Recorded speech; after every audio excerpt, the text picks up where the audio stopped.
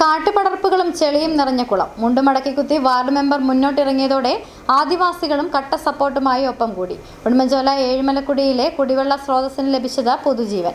Ward member സാന്റോച്ചൻ കൊച്ചുപുരയ്ക്കലിന്റെ നേതൃത്വത്തിലാണ് ആദിവാസി ഉന്നതിയിലെ ശുചീകരണ പ്രവർത്തനങ്ങൾ നടന്നത്.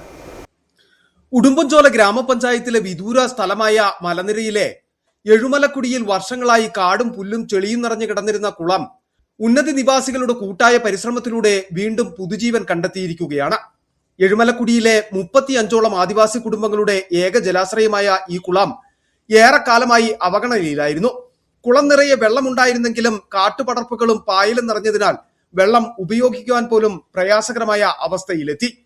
ഈ സാഹചര്യത്തിലാണ് ഉടുമ്പൻചോല ഗ്രാമപഞ്ചായത്ത് അംഗം സാന്റോച്ചൻ കൊച്ചുപുരയ്ക്കലിന്റെ നേതൃത്വത്തിൽ ഉന്നതിയിലെ നിവാസികളും കൈകോർത്ത് വാർഡ് മെമ്പർ മുന്നിട്ടിറങ്ങിയതോടെ ആയുധങ്ങളുമായി ഉന്നതിയിലെ പുരുഷന്മാരും സ്ത്രീകളും കുട്ടികളും അടക്കം എല്ലാവരും ഒരുമിച്ച് കുളത്തിലിറങ്ങി ശുചീകരണ പ്രവർത്തനങ്ങൾ ആരംഭിച്ചു.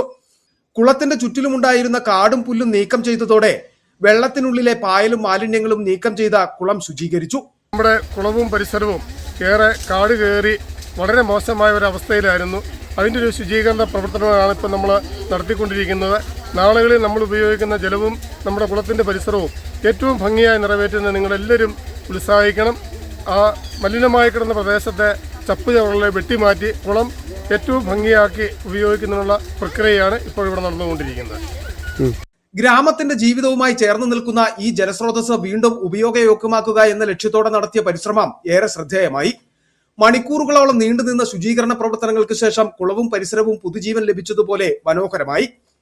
ശുചീകരണ പ്രവർത്തനങ്ങൾക്ക് വാർഡ് മെമ്പർ സാന്റോച്ചൻ കൊച്ചുപുരയ്ക്കൽ, 1-ാം വാർഡ് മെമ്പർ ബിന്ദു മാത്യുവും ഉന്നതി മൂപ്പൻ രാമേന്ദ്രനും ഉൾപ്പെടെയുള്ളവർ നേതൃത്വം നൽകി.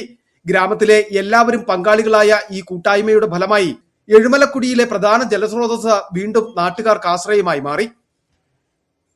City vision, Udumbanchola.